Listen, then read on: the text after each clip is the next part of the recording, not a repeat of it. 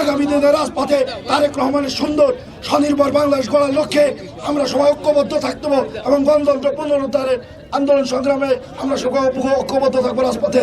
এই ফ্যাসিস্টের রাজধানীতে বসে আন্দোলন করেছি, আমাদের সংখ্যায় কম দেখে অসহায় বা দুর্বল মনে করবেন না। টুপি পাঞ্জাবির সঙ্গে আতাত করে, আওয়ামী ফ্যাসিস্টের সঙ্গে আতাত করে যদি আপনারা বিএনপির কোনো প্রোগ্রামে বাধা সৃষ্টি করতে চেষ্টা করেন, আমরা তা যে কোনো পরিস্থিতিতে মোকাবেলা করতে প্রস্তুত।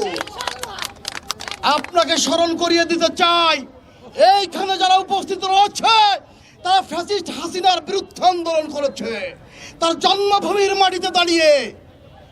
আর কোটি কয়েক টুপি পাঞ্জাবির ভেস্তরা, তাদের সঙ্গে আপনারা প্রশাসনিক নেতৃবৃন্দ আতাত করে বিএনপির প্রোগ্রামকে বঞ্চনা করার যে দুঃসাহস দেখিয়েছেন, আমরা আপনাদেরকে জেলা বিএনপির পক্ষ থেকে আপনাদেরকে অবহিত করতে চাই, সতর্ক করতে চাই। আমরা বিগত 17 বছর থেকেই মরতে শিখে গিয়েছি, আমাদেরকে মৃত্যুর ভয় দেখিয়ে লাভ নেই। বিএনপি মৃত্যুঞ্জয়ী সংগঠন। আমাদের এই আন্দোলন এখানেই সমাপ্ত হয়ে যায়নি, এই আন্দোলনের একটা বিজয় মাত্র হয়েছে। আমরা এই বিজয়কে সামনের দিকে আরো এগিয়ে নিয়ে যাব। বিএনপি এবং সকল অঙ্গ সংগঠনের নেতৃত্বে এই অভূতপূর্ব বর্ণাঢ্য বিশাল বিজয় র্যালি হয়েছে।